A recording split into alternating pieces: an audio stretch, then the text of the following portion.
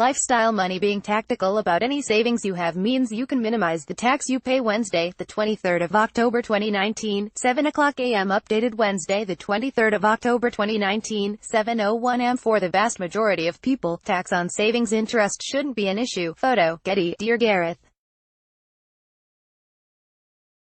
Sign up to our daily newsletter. The newsletter cut through the noise. Gareth says, for the vast majority of people, tax on savings interest shouldn't be an issue. Something called the Personal Savings Allowance was introduced in April 2016, which the government of the time said would abolish income tax on savings interest for 17 million people. Around 95% of people would never pay interest on savings. Tax on savings. The basic savings interest accrues tax-free up to £1,000. Photo, Getty. So, how does it work? Basic rate taxpayers, meaning your income is between £12,500 and £50,000, can earn up to £1,000 in savings interest per year completely tax-free. For higher rate taxpayers, earning more than £50,000 but less than £150,000, you can earn £500. I'll come on to Scotland later. Additional rate taxpayers, those earning more than £150,000, don't benefit from this tax break. The personal savings allowance applies to interest you earn from savings accounts and current accounts, as well as interest earned from investments in government or corporate bonds, loans to the government or companies, peer-to-peer lending, interest, loans to people or small businesses, and interest payments from certain types of investment funds, such as corporate bond unit trusts and open-ended investment companies. If you're a basic rate taxpayer and you earn more than £1,000 in interest, you'll pay 20% tax on the excess. If you're a higher rate taxpayer and earn more than £500, you'll pay 40% on the excess. In Scotland, the tax thresholds and rates are different, but for the purposes of the personal savings allowance and the taxation of savings interest, the standard UK thresholds and rates apply.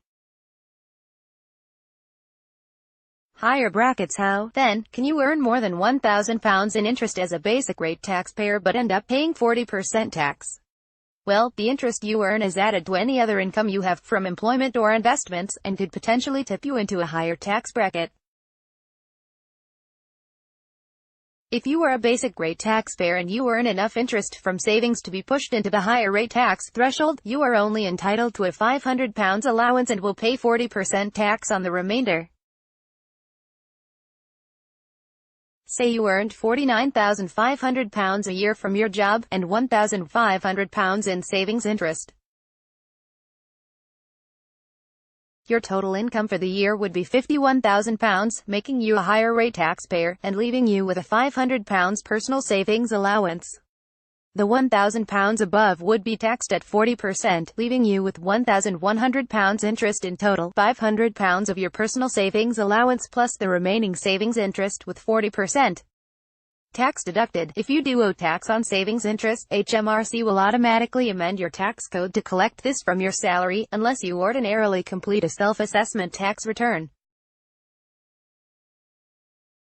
If you think you've paid too much tax, you can reclaim it by filling in a R40 form and submitting it to HMRC. Read more. How can I protect the savings of my 96-year-old mother now that she's living in a care home? As I said earlier, most people shouldn't be troubled by tax on their savings. You'd need a pretty hefty sum saved in order to generate more than £1,000 in savings interest. For example, the Best Instant Access Savings account currently pays 1.6%, correct at the time of writing.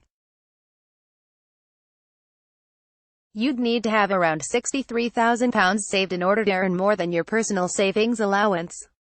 However, if you think you might fall into this category, be tactical about where you save to maximize the interest you can earn and minimize the amount of tax you pay.